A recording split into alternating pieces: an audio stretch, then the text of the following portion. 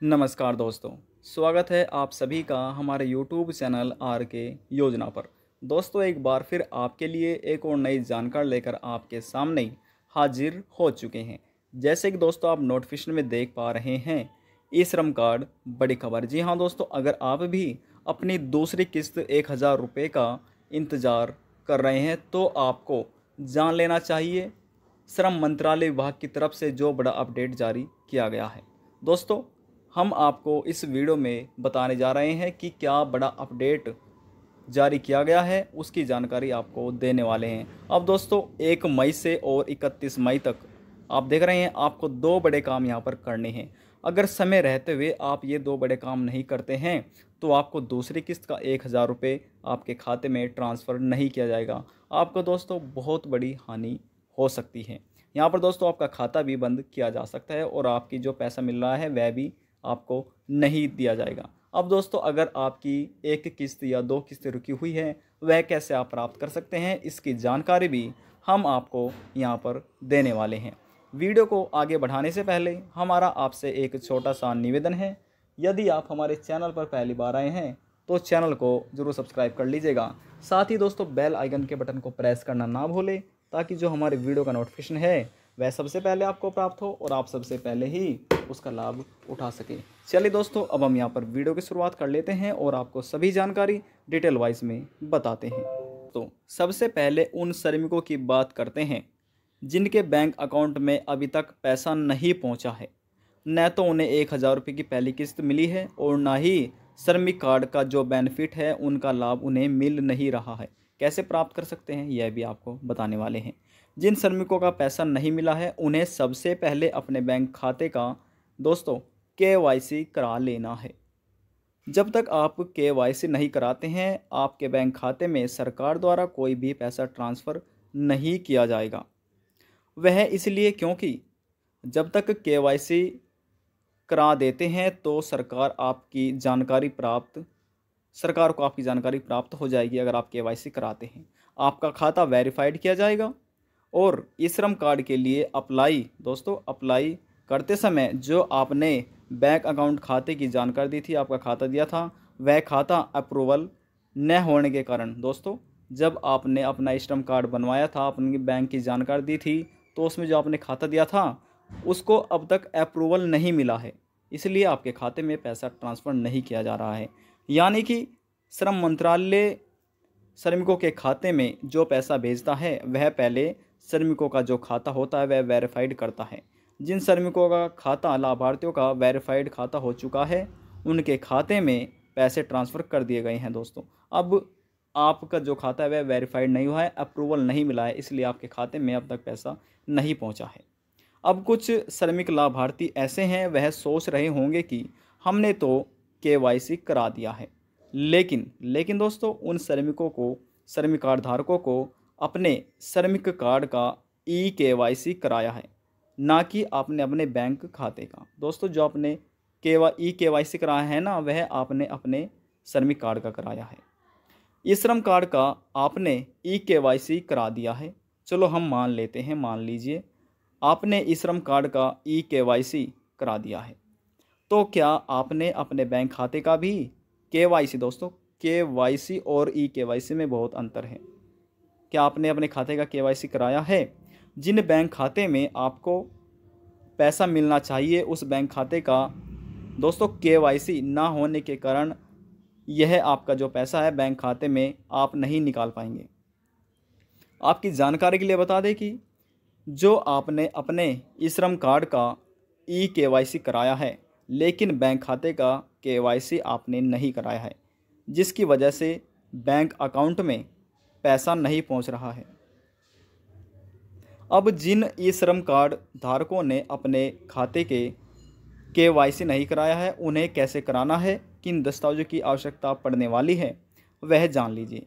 यदि आप अपने बैंक खाते का पैसा लेना चाहते हैं और भविष्य में कोई परेशानी ना आए तो आपको यह 3 महत्वपूर्ण दस्तावेज जमा करने होंगे। सबसे पहले आपका आता है दोस्तों मोबाइल नंबर, फिर आपका आधार कार्ड और फिर दोस्तों तीसरा है आपका पैन कार्ड। जब आपने अपना ई श्रम कार्ड बनवाया था उस समय आपने अपना मोबाइल नंबर, आधार कार्ड और बैंक की जानकारी दी थी। लेकिन इस समय आपका जो बैंक खाता है वह दोस्तों केवाईसी होना मांग रहा है। केवाईसी कराने के लिए आपका आधार कार्ड, मोबाइल नंबर और पैन कार्ड तीनों दस्तावेज आपके पास होना चाहिए। इनकी आवश्यकता होने वाली है। अगर आपके पास यह तीनों दस्तावेज नहीं हैं तो आप दोस्तों अपने जो बैंक खाता है उसकी केवाईसी नहीं करा सकते हैं। और जब तक आपका जो खाता है, बैंक खाता है, उसकी केवाईसी नहीं होती है तो आपका जो बैंक खाता है वह वेरीफाइड भी नहीं किया जाएगा। और जब तक वेरीफाइड नहीं किया जाएगा दोस्तों, तो जो श्रमिक मंत्रालय है, विभाग है, वह आपको पैसा नहीं देगा।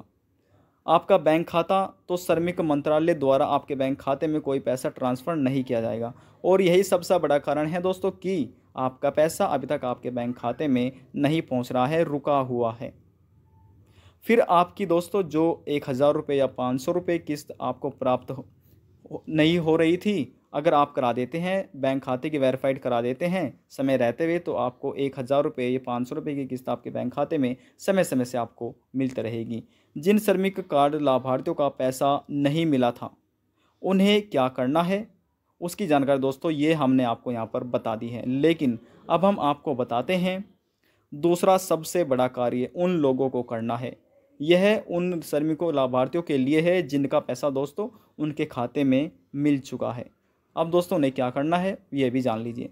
सबसे पहले इन सभी श्रमिक कार्ड लाभार्थियों को जिन्हें पैसा मिल गया है उन्हें अपने दस्तावेज़ों को एक बार वेरीफाइड करा लेना है। अपने श्रमिक कार्ड का ई-केवाईसी दोस्तों, ई-केवाईसी अपने श्रमिक कार्ड का उनको कराना है। भले ही आपका पैसा आपको मिल चुका हो, लेकिन आपको अपने श्रमिक कार्ड का ई-केवाईसी कराना है। और आपने जो आपका बैंक खाता है उसका दोस्तों केवाईसी आपको कराना है।